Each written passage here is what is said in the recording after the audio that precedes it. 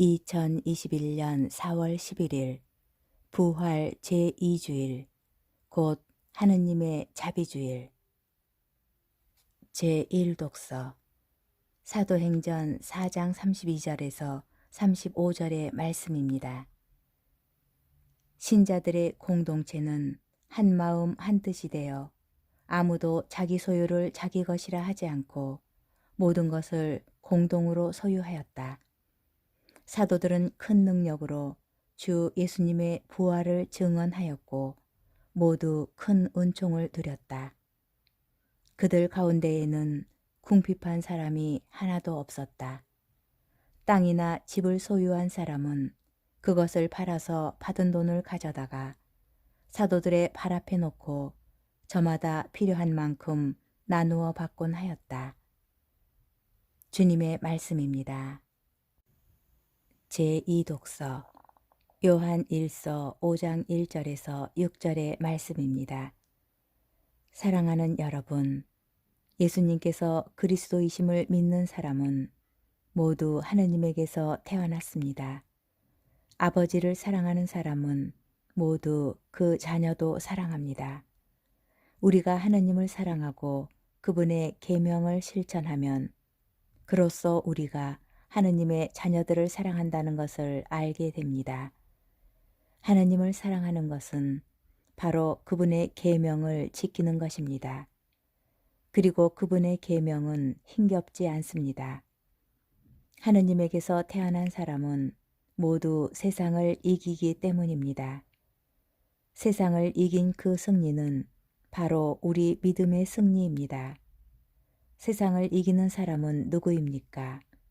하느님께서 하느님의 아드님이심을 믿는 사람이 아닙니까? 그분께서 바로 물과 피를 통하여 세상에 오신 예수 그리스도이십니다. 물만이 아니라 물과 피로써 오신 것입니다. 이것을 증언하시는 분은 성령이십니다.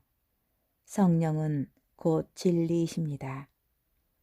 주님의 말씀입니다.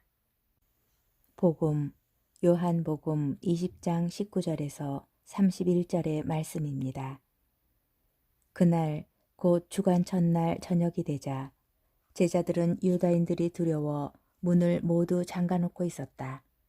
그런데 예수님께서 오시어 가운데에 서시며 평화가 너희와 함께 하고 그들에게 말씀하셨다. 이렇게 말씀하시고 나서 당신의 두 손과 옆구리를 그들에게 보여주셨다. 제자들은 주님을 뵙고 기뻐하였다. 예수님께서 다시 그들에게 이르셨다. 평화가 너희와 함께. 아버지께서 나를 보내신 것처럼 나도 너희를 보낸다. 이렇게 이르시고 나서 그들에게 숨을 불어넣으며 말씀하셨다. 성령을 받아라.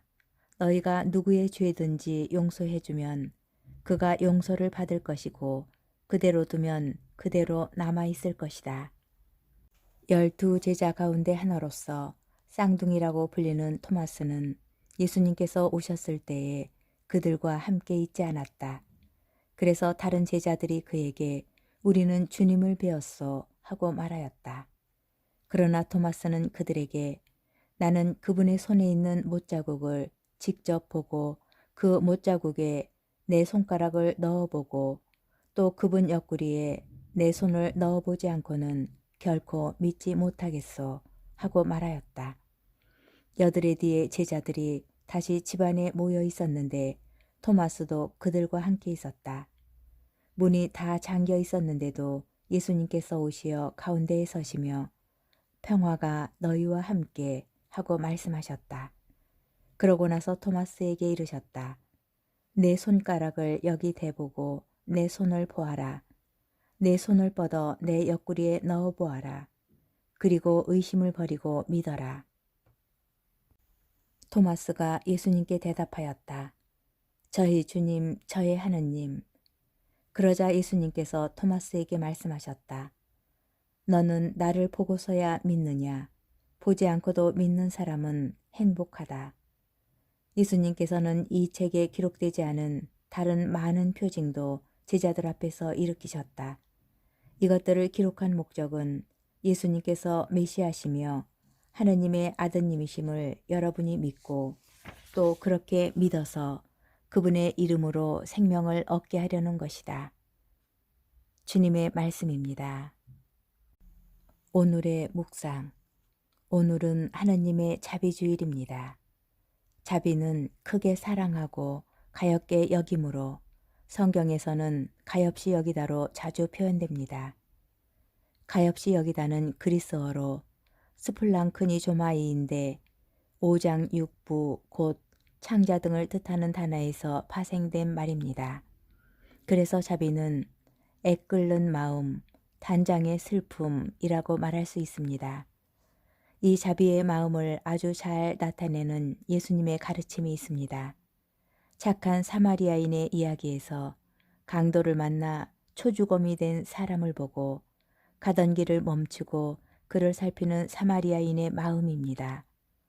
또 되찾은 아들의 이야기에서 유산을 다 탕진해버리고 굶어 죽게 되어 힘없이 돌아오는 작은 아들을 멀리서 발견하고는 한숨에 달려가 아들의 목을 껴안고 입맞추는 아버지의 마음입니다. 프란치스코 교황께서는 칙서 자비의 얼굴에서 다음과 같이 말씀하십니다. 예수님께서는 당신의 마음과 행동, 당신의 온 인격으로 하느님의 자비하심을 드러내십니다.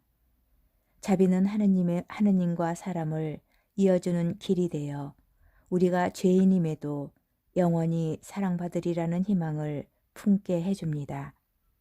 우리가 먼저 자비를 입었으므로 우리도 자비를 베풀어야 합니다. 주님께서는 무엇보다도 심판하지 말고 단죄하지 말라고 용서하고 자신을 내어주라고 요청하십니다. 행복하여라 자비로운 사람들, 그들은 자비를 입을 것이다.